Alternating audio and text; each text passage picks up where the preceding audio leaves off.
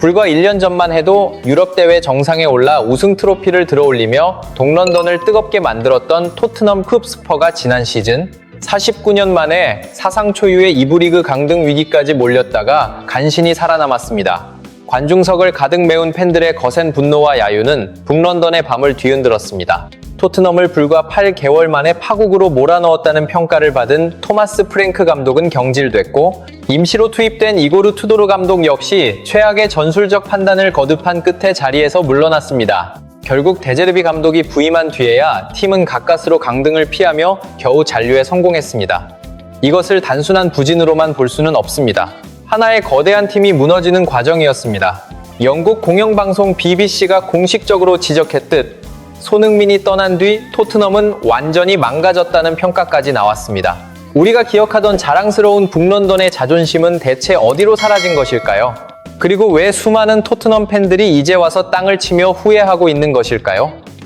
대중은 눈앞에 펼쳐진 참담한 경기 결과를 놓고 비난하기에 바빴습니다.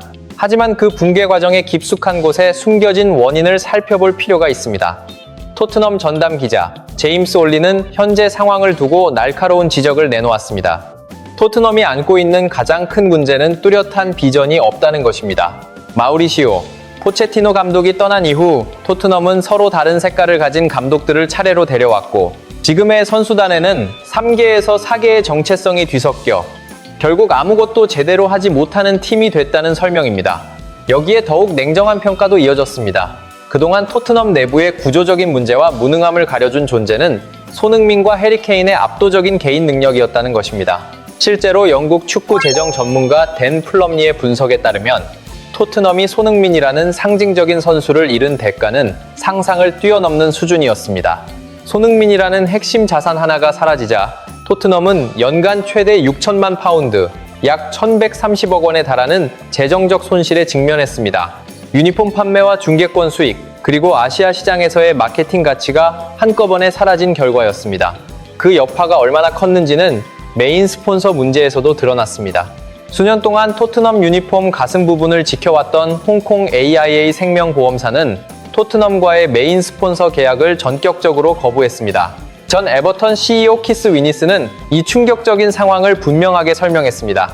AIA의 핵심 시장은 아시아이고 손흥민이 빠진 토트넘에는 더 이상 6천만 파운드에 해당하는 가치가 없다는 것입니다. 결국 AIA는 유니폼 메인 스폰서 자리에서 사실상 이탈했고 훈련복 전면 스폰서로만 남는 상황이 됐습니다. 경기장 안에서 나타난 현실은 더욱 냉혹했습니다. 지난 시즌 손흥민이 팀을 떠나기 직전 축구 통계 전문 매체 옵타가 공개했던 수치를 기억할 필요가 있습니다.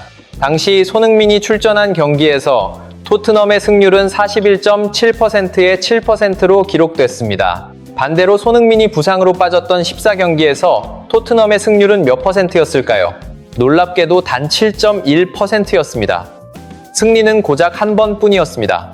손흥민이 출전했을 때 토트넘은 경기당 평균 2.1골을 기록했지만 그가 사라진 뒤 득점력은 경기당 단 한 골 수준으로 절반 가까이 떨어졌고, 경기당 승점은 1.4에서 영손 흥민이 있고 없고의 차이는 단순한 전술 변화가 아니었습니다. 팀의 생존과 강등을 가를 만큼 결정적인 차이였습니다. 손흥민의 이탈은 토트넘에게 사실상 생명줄 하나가 끊어진 것과 다르지 않았습니다. 영국 매체 디 애슬레틱은 토트넘이 손흥민의 공백을 지나치게 가볍게 봤다고 지적했습니다.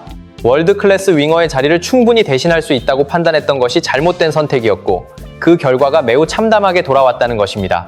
실제로 손흥민이 착용했던 등번호 7번을 이어받은 사비 시몬스는 리그에서 단 2골에 머물렀습니다. 수백억 원을 들여 영입한 도미닉 솔랑케는 3골, 마티스 텔은 4골에 그쳤습니다.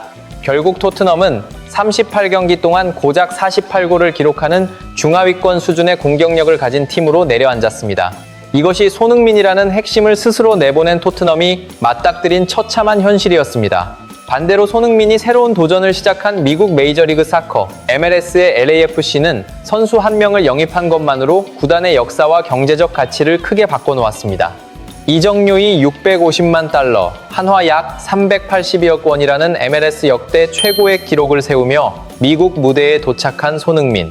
그가 합류하자 넘버 7 유니폼은 순식간에 품절됐고 아디다스 본사에서도 물량 부족을 호소할 정도였습니다.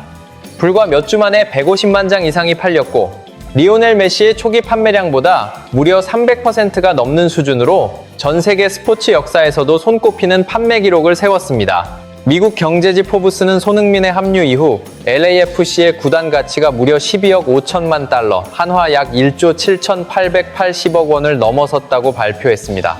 전 세계 축구 구단 가치 순위에서는 15위에 자리했습니다. LAFC의 최고 브랜드 관리자 CBO 스테이시 존슨 역시 손흥민을 두고 특별한 평가를 내렸습니다. 그는 손흥민을 리오넬 메시와 같은 일종의 유니콘이라고 표현했습니다. 단순히 경기를 뛰는 선수가 아니라 구단의 승리와 수익 창출을 동시에 이끌어주는 절대적인 존재라는 설명이었습니다. 평균 티켓 가격은 300달러에서 무려 500달러까지 치솟으며 5배나 올랐습니다. LA 현지 30만 명에 달하는 한인 사회 역시 BMO 스타디움으로 몰려들었고 경기마다 매진 행렬이 이어졌습니다. 이것이 프리미어 리그 구단주들이 손흥민의 이적을 바라보며 뒤늦게 후회하고 있는 상업적 현실이었습니다. 하지만 돈으로 계산하기 어려운 손흥민의 진짜 가치는 경기장 밖에서도 확인됐습니다. 그가 보여준 리더십과 헌신이었습니다. 손흥민이 떠난 뒤 토트넘 라커룸은 모래성처럼 무너지고 있다는 평가를 받고 있습니다. 팀의 기강은 순조로울 때가 아니라 위기 상황에서 진짜 모습이 드러나는 법입니다. 손흥민이 주장 완장을 차고 팀을 이끌던 시절 토트넘은 전술적인 문제로 리그 17위까지 떨어지는 심각한 위기를 겪은 적도 있었습니다. 그렇다면 당시 토트넘 내부의 불안과 잡음이 언론을 통해 단 한 차례라도 공개된 적이 있었을까요? 없었습니다. 손흥민은 경기력이 기대에 미치지 못할 때마다 묵묵히 자신부터 돌아봤습니다. 그리고 뒤에서는 동료들을 조용히 하나로 모으며 팀이 같은 방향을 바라볼 수 있도록 버팀목 역할을 했습니다. 비판과 책임은 주장인 자신이 앞에서 받아냈습니다. 동료들에게는 끝까지 믿음과 용기를 전했습니다. 그렇다면 위대한 리더가 사라진 지금의 토트넘은 어떤 모습일까요? 본머스전에서 참담한 패배를 당한 직후 부주장 미키 반더벤은 원정까지 찾아온 팬들과 붉게 달아오른 얼굴로 고성을 주고받으며 거칠게 충돌했습니다. 완장을 이어받은 주장 크리스티안 로메로 역시 먼저 책임을 지겠다는 말을 꺼낸 뒤 구단 보드진의 영입 실패를 공개적으로 비판하는 글을 소셜미디어에 올렸습니다. 라커룸 내부의 갈등이 그대로 세상에 드러난 순간이었습니다. 주장들이 선수단을 통제하지 못하고 각자의 불만을 그대로 표출하는 상황. 동료들의 경솔한 행동을 막아줄 사람조차 없는 팀으로 변해버렸다는 지적이 나왔습니다. 현지 매체 디 애슬레틱은 선수들이 거리낌 없이 불만을 드러내는 혼란스러운 라커룸의 모습 자체가 토트넘의 권위가 완전히 무너졌음을 보여주는 증거라고 냉정하게 지적했습니다. 그동안 영국 현지의 일부 비판 세력은 손흥민이 부상을 참고 경기에 나설 때마다 이제 그의 시대는 끝났다고 주장했습니다. 에이징 커브가 시작됐다는 조롱도 이어졌습니다. 하지만 그런 평가 속에서도 주장 손흥민이 보여준 모습은 한결같았습니다. 묵묵히 팀을 위해 헌신했고 자신이 몸담은 구단을 향한 애정을 놓지 않았습니다.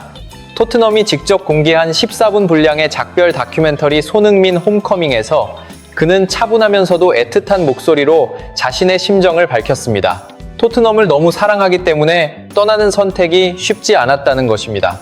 그러나 자신의 잔류가 팀의 세대 교체와 앞으로의 방향을 방해할 수 있다면 자신이 물러나는 것이 옳다고 생각했다고 말했습니다. 또한 다른 구단들의 여러 제안을 거절했던 이유도 직접 설명했습니다. 접촉해온 팀은 정말 많았습니다.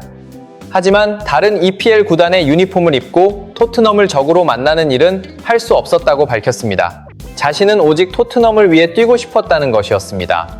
10년이라는 시간 동안 자신의 젊음과 영혼을 모두 바쳐 팀을 유로파리그 우승으로 이끌었던 선수, 그리고 마지막 순간까지 구단의 미래와 자존심을 먼저 생각하며 조용히 떠난 레전드. 그런 찬란한 유산을 토트넘의 어리석은 수뇌부는 눈앞의 작은 이익에 사로잡혀 너무 쉽게 내보냈다는 지적이 이어졌습니다. 이제 토트넘 구단주들과 수뇌부가 가장 뼈아프게 후회하는 것은 손흥민이 남겼던 압도적인 기록만이 아닙니다. 위기의 순간마다 라커룸을 하나로 결집시키고 선수들을 하나의 전사처럼 움직이게 만들었던 그 이타적인 리더십을 다시는 어디에서도 얻을 수 없다는 사실입니다. 에이징 커브라는 비웃음도 손흥민 앞에서는 오래가지 못했습니다. 그는 미국 무대에 도착하자마자 데뷔 6경기에서 5골 1도움을 기록했습니다. 곧바로 라운드 최고의 선수로 올라섰고 올스타전에서는 눈부신 역전골까지 터뜨리며 미국 대륙 전체에 자신의 존재감을 각인시켰습니다. 위기를 기회로 전환하고 비판을 찬사로 바꾸는 클래스. 그것이 바로 우리가 사랑하고 자랑스러워했던 캡틴 손흥민이 보여준 방식입니다. 우리 모두가 자랑스럽게 기억할 영원한 캡틴. 다행히 그의 빛나는 커리어는 몰락해가는 토트넘의 비참한 강등 역사와 함께 기록되지 않았습니다. 오히려 먼 서부의 태양 아래에서 그의 이름은 더욱 눈부시게 빛나고 있습니다. 그리고 우리는 여전히 당당하게 외칠 수 있습니다. 대한민국은 영원한 손흥민 보유국입니다.